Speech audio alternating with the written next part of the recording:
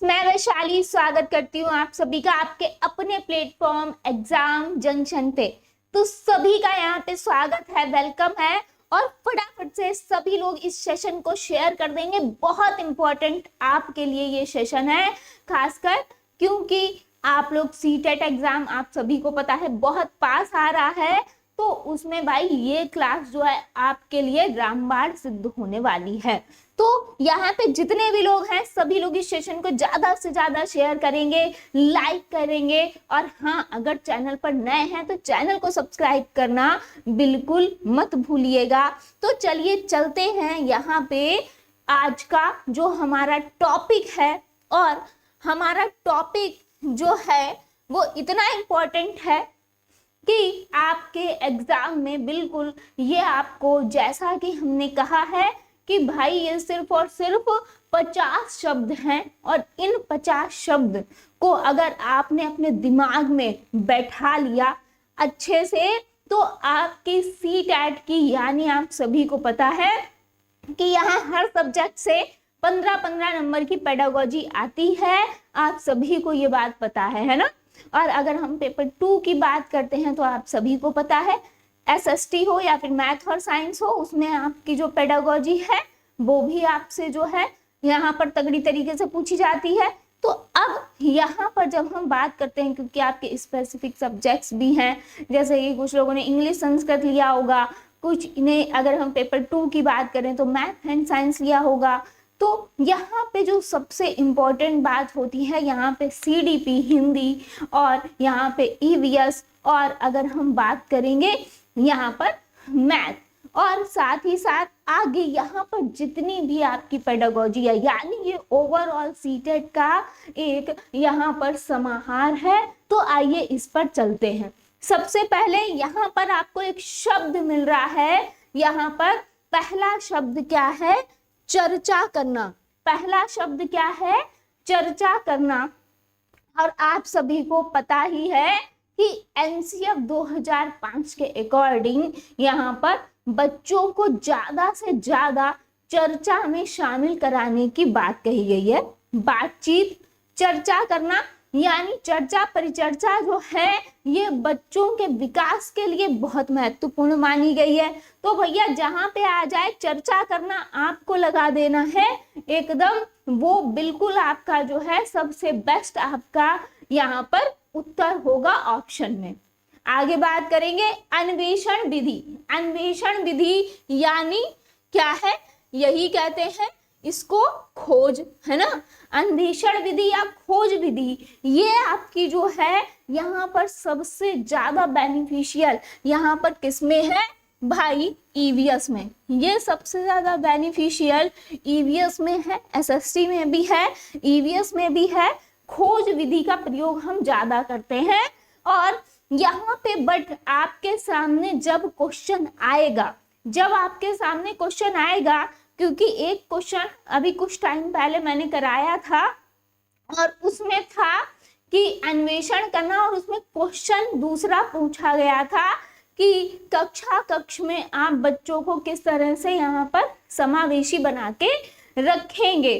तो कुछ ऐसा सा प्रश्न था और यहाँ पर आया था खोज विधि, तो उसमें दूसरा ऑप्शन सही था। यानी आपको हो सकता है कि एक से ज्यादा पॉजिटिव आंसर्स दिए गए हों। भाई ये भी तो हो सकता है कि एक से ज्यादा पॉजिटिव आंसर्स दिए गए हों, तब यहाँ पे आपको क्वेश्चन के अनुसार आपको उत्तर देना है। लेकिन हाँ, अन्वेषण या खोज विधि जो है वो बहुत महत्वपूर्ण है और मैक्सिमम जो है ऑप्शन में खोज विधि वाले ऑप्शन जो हैं वो सही होते हैं। बट आपको ये देखना है कि आखिर इस बार आयोग भी गेम खेल देता है, तो आपको ये जरूर देखना है कि आखिर क्वेश्चन हमसे पूछ क्या रहा है। क्योंकि हो सकता है कि एक से ज्यादा आपके जो ऑब्जेक्टिव हैं वो आपके पॉजिटिव सेंस में हो, इस वजह से। बाकी ईवीएस में जो है यहाँ पर खोज विधि की ज्यादा जो है यहाँ पर डिमांड है। आगे देखेंगे अवसर देना। अवसर, अब आप सभी को पता है कि ज्यादा से ज्यादा अवसर देने की बात यहाँ पर अगर कही जा रही है तो सभी बच्चों को आपको हर क्षेत्र में ज्यादा से ज्यादा अवसर प्राप्त कराने हैं, ये भी आपको पता है। तो अवसर देना आपका बहुत मोस्ट इम्पोर्टेंट हो जाता है, लेकिन आप अवसर किस क्षेत्र में दे रहे हैं। अब आपके सामने क्वेश्चन आता है दृष्टिबाधित बच्चे का, भाई क्वेश्चन आ गया दृष्टिबाधित बच्चे का, अब आप उसे यहाँ पर दृश्य सामग्रियां उपलब्ध कराने के अवसर दे रहे हैं भाई, तो वो निगेटिव हो जाएगा। भाई क्वेश्चन के हिसाब से अवसर जो दिया जा रहा है, क्योंकि हो सकता है कि सारे ऑप्शन में अवसर ही दिए जा रहे हो हर अलग अलग चीज के, है ना। तो आपको ये क्वेश्चन में जरूर देखना है कि आखिर जो क्वेश्चन पूछा गया है उस हिसाब से बच्चे को कौन सा अवसर चाहिए है। और अगर आपके तीनों ऑप्शन निगेटिव में है और एक में अवसर दिया जा रहा है तो भाई वही सही हो जाएगा। आगे देखेंगे, बहुत इंपॉर्टेंट एक है उपचारात्मक और निदानात्मक परीक्षण। तो उपचार यानी यहाँ पर निदान का मतलब होता है, यहाँ पे निदान का अगर हम अर्थ बताएं तो निदान का अर्थ होता है कारण या फिर समस्या जानना, है ना। कारण या समस्या जानना ये होता है निदान, यानी बच्चे की आप कोई समस्या है, बच्चे को कोई कारण है जिसकी वजह से बच्चा अच्छा रिस्पॉन्स नहीं कर पा रहा है, तो आप क्या करेंगे, पहले निदान करेंगे और जब आपको कोई कारण या समस्या का पता लग जाएगा तब क्या करेंगे, उस समस्या का उपचार, है ना, समस्या का उपचार कर देंगे। तो ये होता है आपका निदानात्मक और उपचारात्मक, यानी उसकी समस्या का हल आप निकाल देंगे। नेक्स्ट आता है, आप सभी को पता है और बार बार कहा गया है कि आपको जहां तक हो सके यहाँ पे जो आपको शिक्षा देनी है बच्चों को, वो उनकी भाई मातृभाषा में देनी है। एक चीज आपको ध्यान रखनी है, क्योंकि आजकल यानी रिसेंटली जो आपके एग्जाम में है एक विधि बहुत ज्यादा पूछी जाती है, प्रत्यक्ष विधि बहुत ज्यादा पूछी जाती है, प्रत्यक्ष विधि, और यहाँ पे बच्चा गलती कर देता है। तो भाई यहाँ पे प्रत्यक्ष विधि जो है ये क्या कहलाती है कि मातृभाषा को मध्यस्थ लाए बिना जब आप दूसरी भाषा सीखते हैं या फिर यहाँ पर मध्यस्थ लाए बिना या फिर मातृभाषा से हस्तक्षेप किए बिना यहाँ पे जब आप दूसरी भाषा सीखते हैं, यहाँ पर जब आप दूसरी भाषा सीखते हैं भाई, वो प्रत्यक्ष विधि कहलाती है। मैक्सिमम आप लोग क्या करते हो कि यहाँ पे जहाँ पर भी होता है मातृभाषा को मध्यस्थ लाए बिना, जहाँ पर भी होता है कि मातृभाषा को मध्यस्थ अगर जहाँ पर लाए हुए हैं आप वहां पे टिक कर देते हो। भाई यहाँ पे मातृभाषा को आप जो है, अगर आप कोई भी भाषा सिखा रहे हो तो उसे मातृभाषा से जोड़कर नहीं सिखाओगे, यानी उसको मध्यस्थ नहीं लेके आओगे, उससे हस्तक्षेप नहीं करोगे, एक अलग ही डायरेक्ट वो नई भाषा आप सिखाओगे उसको, वो होती है प्रत्यक्ष विधि। आगे देखेंगे, आप सभी को पता है यहाँ पे पूरा ओवरऑल सीटेट यहाँ पर जो है वो भाई किस पर आधारित है, बाल केंद्रित शिक्षा पे। एनसीएफ यहाँ पर 2005 के जरिए और एनईपी सब यहाँ पर एनईपी 2020 सभी के जरिए यहाँ पर आपको बार बार कहा गया है कि भाई बाल केंद्रित शिक्षा देनी है, बालक को सर्वोपरि मानना है। और कहीं पर भी शिक्षक की अगर बात हो जाती है, यानी कहीं पर भी शिक्षक को अगर महत्व दिया जा रहा है या फिर शिक्षक के भाव विचारों को महत्व दिया जा रहा है या फिर शिक्षक को महत्वपूर्ण माना जा रहा है, वो हो जाएगा क्या, निगेटिव, वो होगा निगेटिव। अब देखते हैं यहाँ पे, देख लीजिए निगेटिव क्या है। अगर पुस्तक केंद्रित या फिर शिक्षक केंद्रित अगर शिक्षा मिल रही है कहीं पर भी, या फिर ऐसा ऑप्शन है भाई, वो हो जाएगा निगेटिव। आपको देनी क्या है, बाल केंद्रित शिक्षा देनी है, बाल केंद्रित शिक्षा देनी है। अब यहाँ पर एक शब्द आया अर्थपूर्ण अधिगम, यानी बच्चे, अब ये नहीं है बच्चों को क्या यहाँ पे रटाना है ना, कंठस्थ करना, यहाँ पे कंठस्थ करना, स्मरण करना, ऐसे शब्द जो हैं आप सभी को पता है, बार बार आप सभी को बताया है कि भाई होते हैं क्या, निगेटिव होते हैं। भाई क्या होते हैं, निगेटिव होते हैं, क्योंकि आपको क्या कराना है यहाँ पर, समझ के साथ अर्थपूर्ण अधिगम कराना है। यानी जो बच्चे पढ़ रहे हैं वो अब बच्चे को समझ में आना चाहिए, अर्थपूर्ण होना चाहिए, ना कि बच्चे रटें, कंठस्थ करें या फिर स्मरण करें या फिर याद करें, है ना, या फिर याद करें। आगे यहाँ पर आपको एक ऑप्शन दिया गया है समालोचनात्मक चिंतन, यहाँ पे आलोचनात्मक चिंतन, और इसका यूज जो है वो आप सभी को पता है एसएसटी में खूब हुआ है। समालोचनात्मक, आलोचनात्मक चिंतन और भी आपका यानी ओवरऑल सीटेट के लिए है ही, एसएसटी में ज्यादा महत्व दिया गया है। तो भैया बच्चा जो है यहाँ पे कोई भी आपका वाद विवाद है, कोई भी विषय है, कोई भी मुद्दा है, उस पर बच्चे का अपना यहाँ पर विचार प्रकट होना चाहिए। बच्चे जो हैं यहाँ पर समालोचनात्मक चिंतन, आलोचनात्मक चिंतन को जरूर करें। यानी बच्चे का आपको ऐसे यहाँ पर चीजें, मुद्दे उठाने हैं एक टीचर के नाते, या फिर ऐसे प्रश्न पूछने हैं जिसमें बच्चों का आलोचनात्मक चिंतन का विकास हो।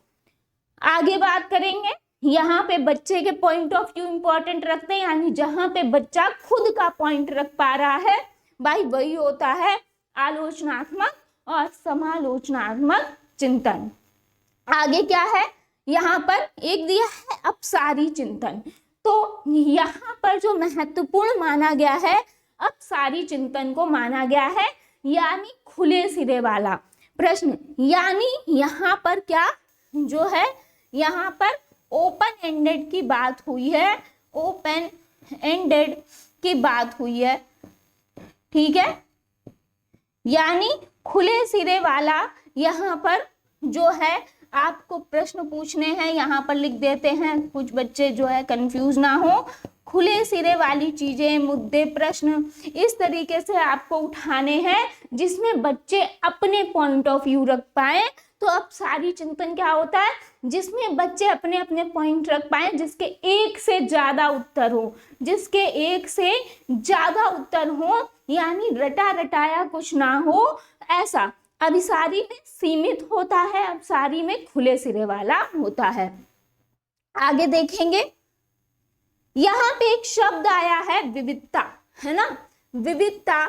तो आप सभी को पता है यहाँ पर विविधता अगर जहां पर दर्शाई गई है वो आपका इम्पॉर्टेंट है, यानी विभिन्नता, विभिन्न अगर यहाँ पे भाषा के लोग बच्चे हैं एक क्लास में, यहाँ पर अलग अलग भाषा के बच्चे हैं, अलग अलग बोली के हैं, अलग अलग संस्कृति से हैं, तो बच्चों को ऐसा नहीं लगना चाहिए कि आप उन्हें निग्लेक्ट कर रहे हैं। आपको सभी को अपनाना है, सभी को समान शिक्षा देनी है, और यहाँ पर विविधता को क्या लेना है, एक संसाधन के रूप में लेना है, एक संसाधन के रूप में लेना है। क्षमता के आधार पर शिक्षण। अब क्षमता के आधार पर शिक्षण का क्या अर्थ है, यानी बच्चों को उनकी क्षमता के अनुसार, यहाँ पे बच्चों को उनकी क्षमता के अनुसार, यानी बच्चे जिस स्तर में हैं उनकी क्षमता को ध्यान में रखते हुए ही आपको शिक्षण जो है वो कराना है। आगे यहाँ पर बहुसांस्कृतिक शिक्षा। यहाँ पे बहुसांस्कृतिक शिक्षा से मतलब है बहुसांस्कृतिक शिक्षा, और बहुसांस्कृतिक शिक्षा यानी आपको सभी की संस्कृति, सभी की यहाँ पर जो धर्म है उनसे रिलेट करके यहाँ पे सभी को यहाँ पे एक समावेशी रूप में शिक्षा देनी है, सभी का यहाँ पर सम्मान करना है। यहाँ पर अगर बात करते हैं त्रुटियां, तो भाई त्रुटियों को क्या माना गया है, पॉजिटिव माना गया है। आप सभी को पता है जितना ज्यादा बच्चा त्रुटियां करेगा उतना ज्यादा बच्चा सीखेगा, यही कहा गया है। तो त्रुटियां अगर कहीं पर बच्चा कर रहा है तो उसको हमको पॉजिटिव में लेना है। आगे देखेंगे, लचीलापन होना बहुत जरूरी है। ऐसा नहीं है एकदम आप जो है एकदम कठोर वे में आप जाते हैं या फिर आपको पाठ्यक्रम जो है वो कठोर है। हमेशा ऐसा होना चाहिए जिसमें लचीलापन होना चाहिए, यानी बच्चा सरलता से आपकी भाषा को, आपकी बोली को, आपकी बात को समझ सके और साथ ही साथ जो पाठ्यक्रम है उसको भी जान सके, समझ सके। आगे बात करेंगे, रचनात्मकता को बहुत महत्व दिया गया है। अगर आप रचनात्मकता तरीके से यहाँ पर टीचिंग करते हैं या फिर बच्चों को पढ़ाते हैं तो बच्चा ज्यादा जल्दी सीखेगा। यहाँ पे इंटरेस्टिंग वे में तो रचनात्मकता इंपॉर्टेंट है। समावेशी शिक्षा भाई बार बार कहा गया है और यहाँ पे NCF NEPRT के जरिए हर जगह कहा गया है कि चाहे बच्चे, चाहे कोई विकलांग है, चाहे बच्चे को कोई शारीरिक अक्षमता है, कुछ भी है, लेकिन सभी बच्चों को आपको समान शिक्षा देनी है। यानी भाषा बोली में अंतर है या कुछ भी है, आपको कोई किसी भी बच्चे को निगलेक्ट नहीं करना है, किसी भी बच्चे को अलग से शिक्षा नहीं देनी है। तो समावेशी शिक्षा आपकी मोस्ट इम्पॉर्टेंट हो जाती है। आगे होगा यहाँ पे समृद्ध भौतिक परिवेश, बार बार आपने सुना होगा। तो बच्चों को एक समृद्ध भौतिक परिवेश देना है, एक ऐसा परिवेश देना है जिसके बच्चे जो हैं एकदम अनुकूल हो, और यहाँ पर ऐसा परिवेश देना है जो बच्चे के अनुकूल हो और साथ ही साथ बच्चा जो है उसमें अपने आप को सहज महसूस करे। आगे एक वर्ड आता है समानुभूति, यानी सभी के बच्चों के प्रति समान भाव, है ना। यहाँ पर समान भाव की बात होती है, तो भाई सभी के प्रति आपको समान भाव रखना है ना, सभी को समान तरीके से ट्रीट करना है। तो भाई समानुभूति आपका इम्पोर्टेंट है जो कि पॉजिटिव होता है। लेकिन अगर आपका आ जाए सहानुभूति तो बच्चे को कभी भी सहानुभूति आप नहीं देंगे, तो ये होता है निगेटिव और ये समानुभूति होता है पॉजिटिव, और इसमें आप लोग कंफ्यूज हो जाते हो, ध्यान रखिएगा। समझ के साथ शिक्षण, अभी अभी हमने आपको बताया कि जो भी आप शिक्षण कर रहे हैं वो अर्थपूर्ण तो होना ही चाहिए, साथ ही साथ इस तरीके से होना चाहिए। इस रचनात्मकता के तौर पर अगर हम बात करें तो इस इंटरेस्टिंग वे में आपको बच्चों को पढ़ाना है कि बच्चे जो हैं, जो भी आप पढ़ा रहे हैं उसको समझ के साथ पढ़ें। क्लियर। आगे बात करेंगे, यहाँ पर बात आती है संदर्भित। अगर जहां पर भी संदर्भ के साथ अर्थ ग्रहण करना है, संदर्भ के साथ यहाँ पर अर्थ की बात आती है तो भाई वो बिल्कुल पॉजिटिव होता है, वो बिल्कुल पॉजिटिव होता है। और अगर जहां पर आता है असंदर्भित तो वो हो जाता है निगेटिव। जब हम बात करते हैं बच्चों को ज्यादा से ज्यादा हर चीज के लिए क्या करना है, प्रोत्साहित करना है। अगर हतोत्साहित आता है तो होता है निगेटिव। साथ ही साथ अमूल तत्वों के आधार पर चिंतन, यहाँ पे जब बच्चे करते हैं, यहाँ पर अमूल तत्वों के आधार पर अमूर्त तत्व जो है यहाँ पर उनके आधार पर चिंतन जो है, जब जो चीजें बच्चे के सामने नहीं है उनके आधार पर भी अगर बच्चों का यहाँ पर चिंतन हो रहा है तो भाई बिल्कुल पॉजिटिव है। लेकिन अगर आपके सामने आ जाता है कलन विधि तो भाई ये हमेशा क्या होती है, निगेटिव होती है। कलन विधि क्या होगी, निगेटिव होगी। और यहाँ पे अगर बच्चा अमूर्त चिंतन, कलन विधि, ये आपका किस में आता है, मैथ में, है ना, मैथ में। तो भाई ये होती है निगेटिव। आगे बात करेंगे समता। अगर बात है यहाँ पर समता की, समता यानी क्षमता के अनुसार संसाधन, यहाँ पर इनकी बात हो रही है। यानी समता मतलब आप समानता से नहीं ले लेंगे, एक वर्ड आता है समता, तो समता क्या है, क्षमता के अनुसार संसाधन, यानी बच्चे का जो स्तर है, बच्चे की जितनी क्षमता है उसके अनुसार उनको संसाधन देना क्या कहलाता है, समता, और बिल्कुल ये माना जाता है पॉजिटिव। साथ ही साथ यहाँ पे बात आती है, जहां पर भी बात आएगी संवेदनशीलता की, यहाँ पर जहां पर भी बात आएगी संवेदनशीलता की, बिल्कुल इंपॉर्टेंट होगा, बच्चे को संवेदनशील होना चाहिए। साथ ही साथ आप जो भी शिक्षण देंगे वो आप सभी को पता है, एनसीएफ में, एनईपी में, हर जगह यही कहा गया कि बच्चों को वास्तविक चीजों से जोड़कर, यहाँ पे बच्चों के दैनिक जीवन से जोड़कर आपको यहाँ पर क्या देना है, शिक्षण देना है। तो जहां पर भी दैनिक जीवन से जोड़ने की बात आ जाए, वास्तविक चीजों से जोड़ने की बात आ जाए, वो बहुत पॉजिटिव माना जाता है। आगे बात करेंगे, यहाँ पर जहां पर भी आंतरिक अभिप्रेरणा की बात होगी, आंतरिक अभिप्रेरणा यानी बच्चा खुद से मोटिवेट हो, खुद से करे, खुद से सीखे, खुद से अनुभव करे, तो जहाँ पे बच्चे के जो खुद के भाव विचार हों वो प्रकट हों, तो आंतरिक अभिप्रेरणा की जहां पर बात होगी वो होगा पॉजिटिव। लेकिन जहां पर भी बाह्य अभिप्रेरणा की बात होगी वो होगा निगेटिव। अब यहाँ पर जहां पर भी बात आ जाती है रोजगार की, जहां पर भी बात आ जाती है व्यवसाय की, जहां पर भी कोई भी बात आए उच्च या फिर ग्रेड की शिक्षा की, भाई वो ओवरऑल क्या होगा, वो ओवरऑल निगेटिव होगा। ये क्या होगा, निगेटिव हो जाएगा पूरा, ठीक है। साथ ही साथ जब हम बात करते हैं कि तार्किक चिंतन बच्चों को कराना है, तार्किक चिंतन बच्चों को कराना है, तो आप सभी को पता है जो तार्किक, यहाँ पे तर्क यानी तार्किक प्रकृति किसकी है, यहाँ पे सबसे ज्यादा जो तार्किक प्रकृति मानी गई है वो किसकी मानी गई है, गणित की मानी गई है ना। तो यहाँ पे तार्किक चिंतन, लेकिन आपका ओवरऑल सीटेट के लिए ये इम्पोर्टेंट है, यहाँ पे जो तर्क या तार्किक प्रकृति है मानी गई है मैथ्स की, यानी तर्क वितर्क की जहां पर भी बात होगी, अगर गणित में होगी तो बिल्कुल वो हो जाएगा पॉजिटिव।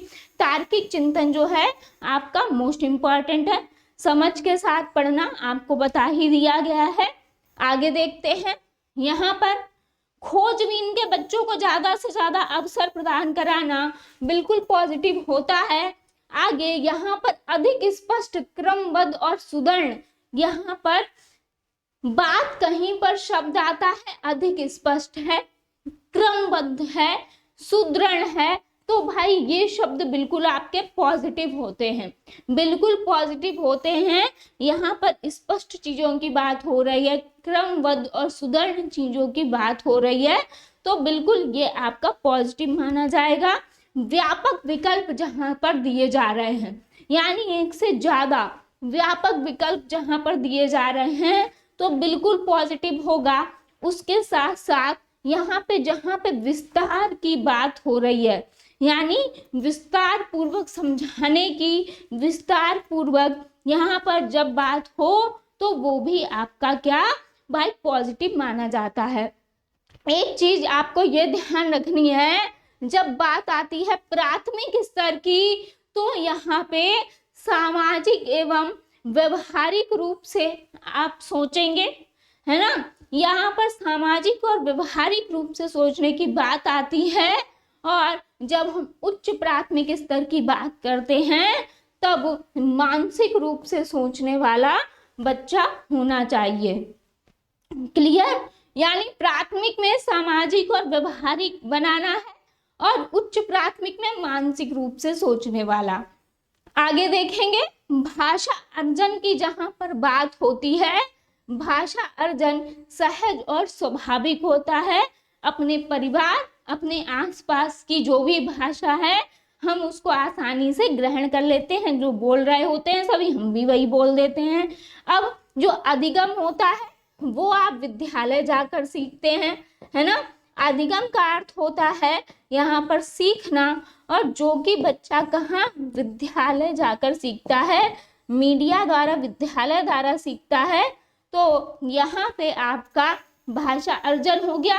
आकलन जो है सबसे बेस्ट क्या होता है, पोर्टफोलियो, जिसमें बच्चे के ओवरऑल जब से वो क्लास में आया है और जब तक वो रहा है तब तक क्या उसका जितनी भी बच्चे ने एक्टिविटी की है उसका पूरा लेखा जोखा कहाँ रखा जाता है भाई, पोर्टफोलियो में रखा जाता है। यहाँ पे भाषा प्रयोग की बात की गई है, जहाँ पे ज्यादा से ज्यादा बच्चे को भाषा प्रयोग के अवसर मिले, वो भी आपका पॉजिटिव होगा। आगे अर्थ के साथ पढ़ने की बात, जहां पर पढ़ने की बात की गई होगी वहां पर अर्थ के साथ पढ़ना, आपका संदर्भ के साथ, अर्थ के साथ यहाँ पर पढ़ने की बात की जाएगी। लिखना, जहां पर लिखने की बात कहेंगे वहां पर विचारों की अभिव्यक्ति की बात होगी। यानी यहाँ पे जहां पे बच्चे जो हैं अपनी पॉइंट ऑफ व्यू, अपने भाव विचार प्रकट कर सकते हैं लिखकर या बोलकर, है ना। आगे बात करेंगे, बच्चों को आपने एक सुना होगा प्रिंट समृद्ध माहौल, बच्चों को आपको प्रिंट समृद्ध माहौल देना है। प्राइमरी में अगर हम बात करते हैं, आजकल आपने देखा होगा कि यहाँ पर गवर्नमेंट और प्राइवेट स्कूलों में यहाँ पे आपने देखा होगा खूब दीवारों पे सब बहुत सारे डायग्राम बने हैं बच्चों को अट्रैक्ट करने के लिए और बच्चों को समझाने के लिए, है ना। तो एक प्रिंट समृद्ध माहौल देना होता है बच्चे को, जिससे कि बच्चा यहाँ पर अट्रैक्ट भी हो उनसे और सीखे भी। साथ ही साथ यहाँ पर बात आई है संज्ञानात्मक विकास की, और संज्ञान का मतलब क्या होता है, जानना। यहाँ पर जानना यानी नई नई चीजों को जानना, खोजना, इनका विकास हो। यहाँ पे जहां पर भी एक शब्द मिलेगा बच्चों का सर्वांगीण विकास, यानी बच्चे का ओवरऑल विकास की बात होगी, वो भी आपका पॉजिटिव होगा। आगे देखते हैं, अब यहाँ पर लर्निंग बाय डूइंग की बात हुई है। यहाँ पे लर्निंग बाय डूइंग की बात हुई है, तो आप सभी को पता है जो हमारा यहाँ पर एनसीएफ 2005 है वो पूरा यहाँ पर करके सीखने पर ही बेस्ड है। यहाँ पे हस्तपरक अनुभव, यहाँ पर हस्तपरक अनुभव और करके सीखने पर सबसे ज्यादा बल दिया गया है। बच्चा खुद चीजें करे, खुद जोड़ तोड़ करे और फिर उससे खुद ही सीखे, है ना। बच्चा जिज्ञासु होना चाहिए, बच्चे में जिज्ञासा उत्पन्न करन हो ऐसा टीचिंग आपको देनी है। ज्यादा से ज्यादा दृश्य श्रव्य सामग्रियों का क्या करना है, प्रयोग करना है, आपको भी बताया है। अब जो आपको है ये डिजिटल शिक्षा देनी है ना। यहाँ पे जो बन रहा है हमारा डिजिटल इंडिया, ऐसे ही डिजिटल शिक्षा भी आपको देनी है और ज्यादा से ज्यादा यहाँ पर दृश्य श्रव्य सामग्रियों का क्या करना है, प्रयोग करना है। संसाधन ज्यादा से ज्यादा बच्चों को उपलब्ध कराने हैं, जिससे कि बच्चे जो हैं बच्चों का ओवरऑल विकास हो सके, बच्चा एक्टिव हो सके, सक्रिय हो सके। साथ ही साथ यहाँ पर विभिन्न और विविध गतिविधियों का प्रयोग करने की बात जहां पर भी कही जाए भैया वो हो जाता है बिल्कुल पॉजिटिव। साथ ही साथ यहाँ पे जो भी आपकी शिक्षण विधियां हैं, अलग अलग एक्टिविटीज, आपको एक ही एक्टिविटी हर बार नहीं करानी है कि बच्चा बोर हो जाए। जहाँ पे एक ही एक्टिविटी कराने की बात होगी वो हो जाएगा निगेटिव, जहाँ पे एक रूपता की बात होगी वो होगा निगेटिव। यहाँ पे विविध गतिविधियों की बात हुई है, बिल्कुल ये होता है पॉजिटिव। जहां पर भी बात हो व्यवहारिक कुशलता की भाई वो भी पॉजिटिव होगा। और यहाँ पर लोकतांत्रिक और प्रजातांत्रिक वातावरण अगर आप दे रहे हैं तो बिल्कुल ये भी पॉजिटिव होगा। तो आई होप कि आज की क्लास ये जो 50 शब्द हैं ये आपके ओवरऑल सीटेट के लिए बहुत इंपॉर्टेंट हैं और ओवरऑल जो सीटेट है वो इन्हीं में समाहित है, आपकी पेडागोजी। तो आई होप आपको ये सेशन अच्छा लगा होगा। तो मिलते हैं नेक्स्ट सेशन में, और आपके लिए आज की जो क्लास है वो बिल्कुल रामबाण है। तो फटाफट से चैनल को सब्सक्राइब कर लेंगे, बेल आइकन को प्रेस कर लेंगे। मिलते हैं नेक्स्ट सेशन में।